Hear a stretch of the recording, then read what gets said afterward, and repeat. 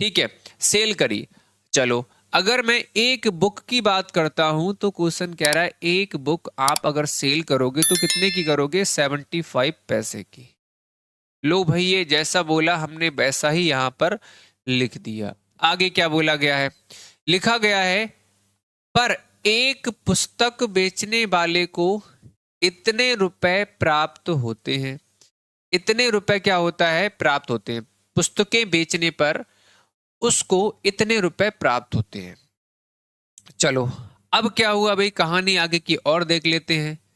But जब उसने सभी किताबों को सेल कर दिया, सभी किताबों को सेल कर दिया, तो उसके पास जो रुपए बेटा हुए वो इतने हुए। मुझे पता है कि बहुत बच्चे ऐसे होंगे जिसको ये क्वेश्चन अभी समझ में नहीं आया होगा, बट डोंट वरी, मैं आपको अभी बताऊंगा। देखो दोबारा से, सबसे पहली बात, एक किताब जब आपने बेचा तो आपको 75 पैसे की आपको बेचा, मतलब एक किताब जब आप बेच रहे हो तो 75 रुपीज मिल रहे हैं आपके लिए। उसके बाद सब किताबें बेच दी, तो बेचने के बाद जो आपकी पॉकेट में रुपए आए वो इतने रुपए आपकी पॉकेट में आ गए। फिर क्वेश्चन यही तो आपसे क्वेश्चन कर रहा है कि देखो भाई, 75 पैसे का आपने एक किताब को बेचा है, बट अगर मैं आपसे कहूं बताओ इतने पैसे की कितनी किताबें बेची होंगी? कितनी बेची होंगी? कैसे करके करोगे? कैसे करके करोगे? आ रही है बात? नहीं आ रही समझ में? नहीं आई अभी समझ में? चलो देखो, दोबारा से मैं समझाता हूं, यहां से आ जाइए।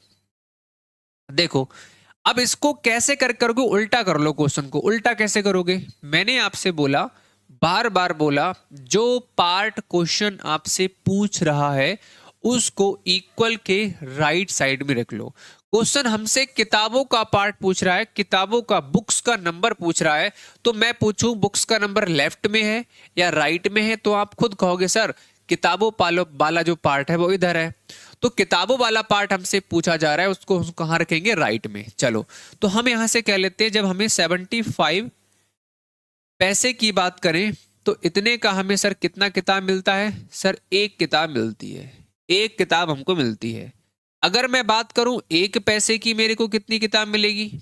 एक पैसे की, तो एक पैसे की सर मेरे को मिलेगी 1/75। बोलो मिलेगी नहीं मिलेगी? बिल्कुल। अरे सर, एक की वैल्यू आप क्यों निकालते हो? बार बार बताया, क्योंकि एक की वैल्यू पता नहीं तो किसी की भी नहीं निकाल सकते। अब यहां पर पैसा, यहां पर पैसा, अब ये रुपए वाला पार्ट है, तो रुपए वाले पार्ट को हम पैसे में जब कन्वर्ट करेंगे, रुपए वाले पार्ट को जब हम पैसे में कन्वर्ट करेंगे तो हम किससे मल्टीप्लाई करेंगे? बोलो किससे करेंगे? सर 100 से मल्टीप्लाई करेंगे तो हमारा ये हो जाएगा, और पॉइंट के बाद में हमारी 2 डिजिट है तो ये हो जाएगा। अभी हमारा पैसे में कन्वर्ट हो गया। बताओ, इतना सबको समझ में आ गया बेटा? आया नहीं आया? बिल्कुल।